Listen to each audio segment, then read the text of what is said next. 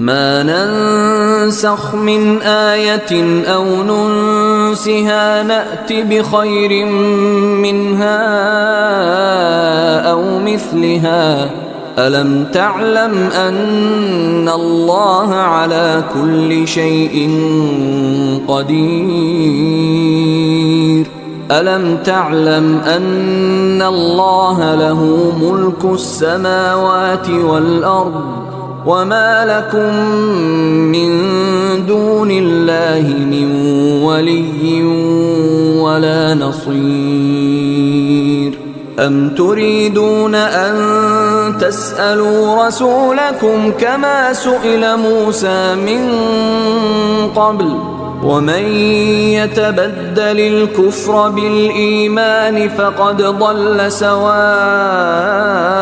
السبيل ود كثير من أهل الكتاب لو يردونكم من بعد إيمانكم كفارا حسدا من عند أنفسهم من بعد ما تبين لهم الحق فاعفوا واصفحوا حتى يأتي الله بأمره إن الله على كل شيء قدير وأقيموا الصلاة وآتوا الزكاة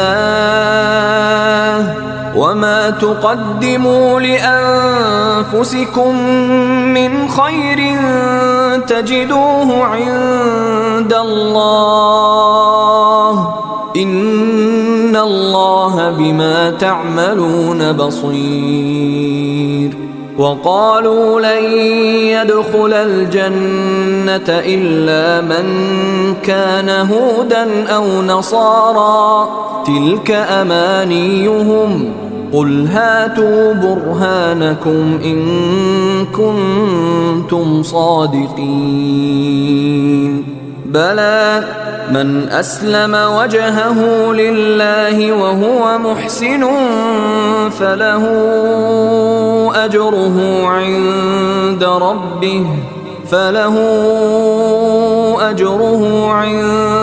ربه ولا خوف عليهم ولا هم يحزنون. நாம் இறக்கி வைத்த வசனத்தை நாம் மாற்றுவதும் இல்லை அல்லது மறந்து போகும்படி செய்வதும் இல்லை. அவ்வாறு செய்தால் அதற்கு பதிலாக அதைவிட நல்லதை அல்லது அதை போன்றதை கொண்டு வருகிறோம். அல்லாஹ் அனைத்து பொருட்கள் மீதும் சக்தியுடையவன் என்பதை நீங்கள் அறியவில்லையா? நிச்சயமாக அல்லாஹுவின் ஆட்சி வானங்களிலும் பூமியிலும் உள்ளது. அவனை தவிர உங்களுக்கு பாதுகாவலனோ துணை செய்பவனோ வேறு எவரும் இல்லை.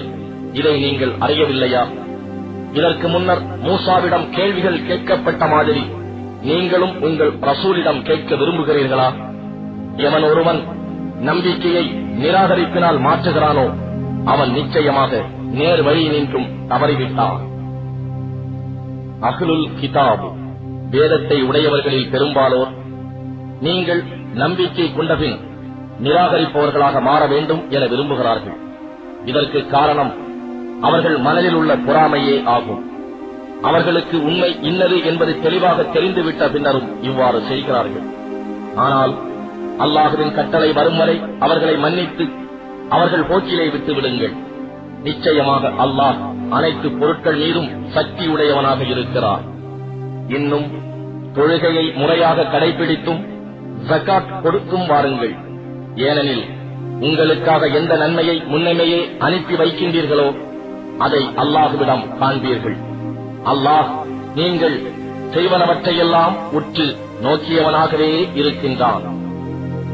யூதர்கள் கிறிஸ்தவர்களை தவிர வேறு யாரும் சுவனபதியில் நுழையவே மாட்டார்கள் என்று அவர்கள் கூறுகிறார்கள்.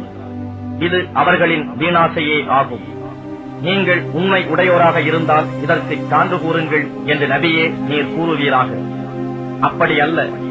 எவன் ஒருவன் தன்னை அல்லாஹுவுக்கு முழுமையாக அர்ப்பணம் செய்து இன்னும் நற்கர்மங்களை செய்கிறானோ அவனுடைய நற்கூலி இறைவனிடம் உண்டு. இத்தகையோருக்கு அச்சமில்லை, அவர்கள் துக்கப்படவும் மாட்டார்கள்.